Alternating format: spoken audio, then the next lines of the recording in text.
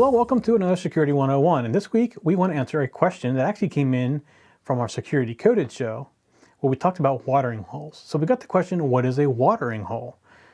Well, it comes from what is a watering hole. So if you have a watering hole for animals, for cows or horses, they all come to the watering hole to get water.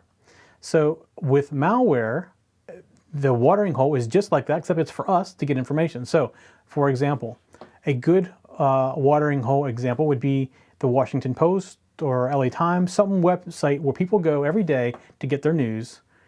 That would be considered the watering hole because everybody's going there to get something. And what happens is the malware creator gets in behind the scenes, people don't know he's there, installs malware on one of the pages in the site somewhere that gets visited fairly regularly. And as people go looking for news, they get infected and they don't know it. So they are going to the watering hole for their news, but when they get there, they get infected with something. So that's called a watering hole attack. And it can be any site. Very popular have been forums. In fact, you probably heard of a couple, I won't say their names, but a couple of manufacturers of computers and computer software had very similar infections that were going through their network because a lot of their developers were going to the same forum that had a watering hole attack installed in it. So very, very popular thing to do for infecting lots of people without pushing it to you. Everybody's used to getting the malware in email. We're getting better at not clicking on things, but we still surf a lot. So the watering hole is an unobtrusive way of getting somebody infected because they go there, they don't know they got infected, and they're going somewhere to get information that they really want. So that's a watering hole attack. That's it for Security 101 this week. We'll see you next week.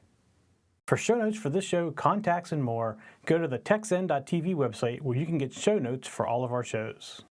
We love to hear from our viewers and listeners. We have an email, a Twitter, and a phone number where you can contact us for each show. For details, visit the techzen.tv website and get the show details. You can also make a video and upload it somewhere like YouTube or Vimeo and then just send us a link. You never know, you may see your video in a future show. You can get all of our shows delivered automatically to your favorite device by going to your favorite podcast website like iTunes and subscribing. Each of our shows also has a YouTube channel you can subscribe to get regular updates. Our shows are also available on most internet radio networks like Stitcher and TuneIn Radio. You can also watch and listen to our shows on Xbox, TiVo, and Roku. You can even find us on your Zune.